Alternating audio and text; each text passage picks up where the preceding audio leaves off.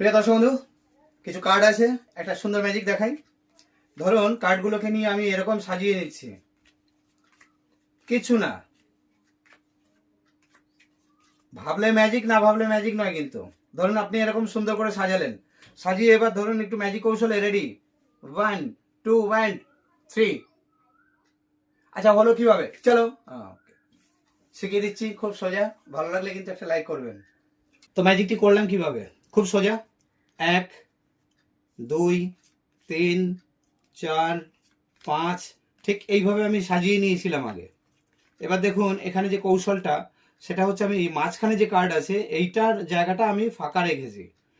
আর আসল চালাকিটা হচ্ছে এখানে একটা বোথ সাইড টেপ আমার আগে থেকে একটু লাগানো আছে। আমি এই জায়গাটাকে শুধু একটু এরকম চেপে দিয়ে আস্তে করে এরকম তুললাম, অভিনয় করলাম। এবার লাস্ট একটুখানি জাস্ট এরকম একটু প্রেসার দিলে সবগুলোই পড়ে গেল। Thank you.